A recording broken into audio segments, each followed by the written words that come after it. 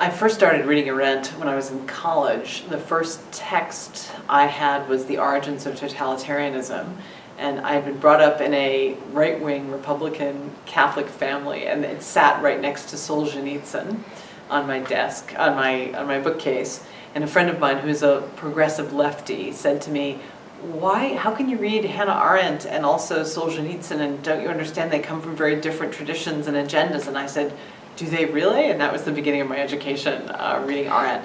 I started reading her more seriously when I had grown up a lot in all kinds of ways, in graduate school and on revolution, and her work on Virgil was the first really eye-opening essays of hers that I read.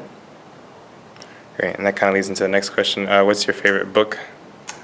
Oh. If you can narrow down to one. I keep coming back to Between Past and Future, because the line she walks in a couple of those essays, especially The Crisis in Culture, is the line between claims that in the voice of another writer I would assume were just elitist, unthinking, unself-critical, unself-aware kinds of comments about the value of the Western tradition. I mean, they can be viewed from one point of view as almost as ignorant, which is not a word one would normally apply to Hannah Arendt. But they seem so closed off, and yet at other moments in those essays and in The Crisis in Culture, she seems both so invested in making the world a better place and also open to new ideas. So it's that line between the commitment to a narrowly conceived tradition and the hope and confidence that it could be more than that, that keep bringing me back to that book in particular. That's a good one. Why is Arendt important? For so many reasons.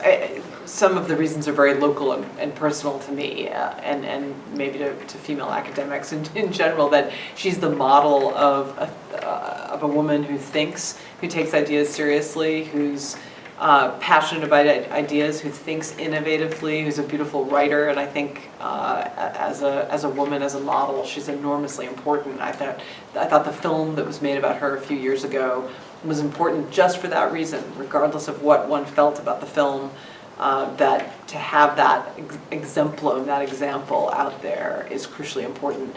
As a thinker, really my talk was partly about this. She animates the past and makes the past feel imperative. I think it's difficult to read seriously, to spend any time on an essay of Hannah Arendt's that has to do with the classical past and not want to go pick up Plato or Cicero or Virgil and learn something more about them.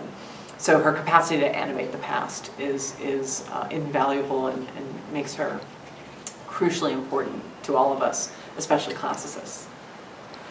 All right, that's it.